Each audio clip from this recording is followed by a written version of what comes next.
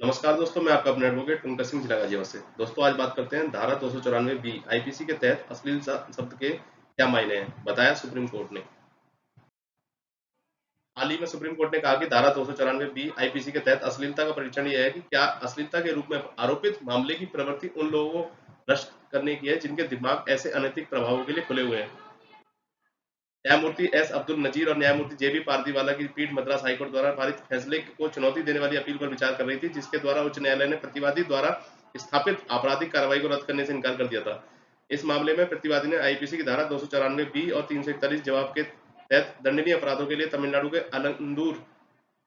अलंदूर में न्यायिक मजिस्ट्रेट की अदालत में शिकायत दर्ज कराई। प्रतिवादी ने अलंदूर में न्यायिक मजिस्ट्रेट की अदालत में एक आवेदन दायर किया और सीआरपीसी की धारा 156(3) के तहत पुलिस जांच के आदेश के लिए प्रार्थना की या सीआरपीसी की धारा 200 के तहत संज्ञान लेना। घटना के दुर्भाग्यपूर्ण दिन समाज में अपशिष्ट जल के अत्यधिक प्रभाव के मुद्दे पर पक्षों ने मौखिक विवाद में प्रवेश किया था। पीठ के समक्ष विचार का मुद्दा था, क्या अपीलकर्ता के खिलाफ कार्रवाई रद्द की जा सकती है। पीठ ने कहा कि आईपीसी की धारा 294 बी के तहत अश्लीलता का परीक्षण यह है कि क्या अश्लीलता के रूप में आरोपित मामले की प्रवृत्ति उन लोगों को भ्रष्ट और भ्रष्ट करने की है जिनके दिमाग ऐसे अनैतिक प्रभावों के लिए खुले हुए हैं।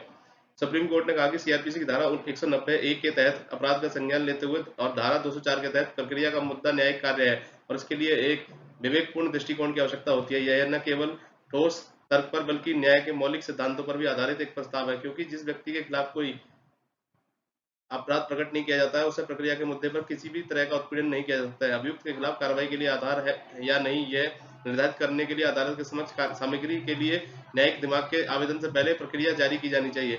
जब शिकायत और लगाए गए आरोपी के खिलाफ आरोपित अपराध का कोई भौतिक विवरण दिए बिना बहुत स्पष्ट और असामान्य पाए जाते हैं तो शिकायत के आधार पर प्रक्रिया जारी करने वाले मजिस्ट्रेट का आदेश उचित नहीं होगा, क्योंकि सामग्री होनी चाहिए।